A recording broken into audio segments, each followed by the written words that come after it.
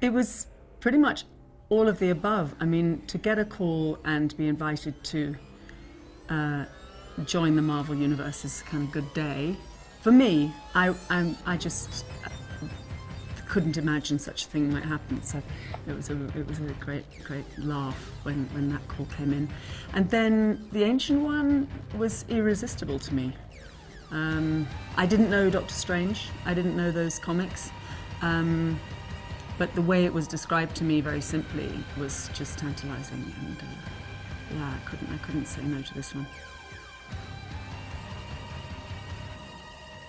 We just started with the things that we wanted to keep constant, like fluidity and a kind of general aspect. We didn't want to pin it down to any kind of specific Buddhism, specific gender, specific nationality. We wanted to free it up from any kind of previous interpretation. It was such a pleasure working with everybody here on that development process. I was so impressed and thrilled that they were really up for just working it out together, and we worked it out over several months. And we tested, and we looked at other options, and we tested them, and we kept pairing away.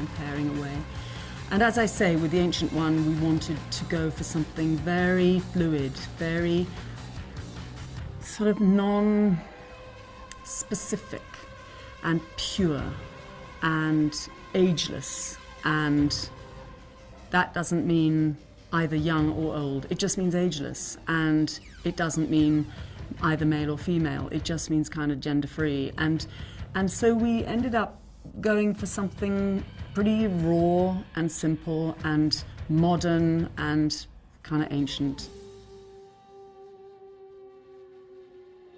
So Stephen Strange is this incredibly brilliant, super arrogant, very entitled neurosurgeon who is in New York, fixing people brilliantly, taking all the credit, taking all the money, super rich as a result, and not exactly digging deep spiritually, you might say. And he has a car crash and he loses the use of his hands, and it's kind of a disaster. And he spends all his money having hundreds of operations, well 9 I think it is actually, to have his hands put back together, and they don't work. So he's really at the end of it, and he's out of cash, and he's alienated his girlfriend, and he hears that there is this guy who he knew was paralyzed, has been walking around, and the reason he's walking around is because he went to this famous healer, or this arcane, maybe not so much famous as this legendary.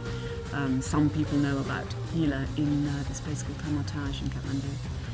And so he basically spends his last pennies on a ticket and goes to Nepal and finds the Ancient One, who's not at all what he expected. I think they're always casting kind of rocking people, to be honest. I think, I don't think this is, I think we're just, lucky to be the next band on the roster. But it is a great band to be a part of, and they're all great. And I think we're all so psyched to be a part of it. That makes such a difference. It's a thrill, and we all keep pinching ourselves and each other and things, and it's fun. Benedict has got the brains and the wit to know how to play, as we know from this great Sherlock Holmes, a really arrogant so-and-so who you kind of want to see brought down a peg or two, and he does it absolutely brilliantly. He does it brilliantly in Sherlock, and he does it really beautifully here. And I think he really relished that, because Strange does dig deeper than Sherlock has to, and he has a real enlightenment of the spirit in this film, and I think he really loved doing that. I think that was a personal kind of pleasure for him to go on that journey, and I think he's just fantastic.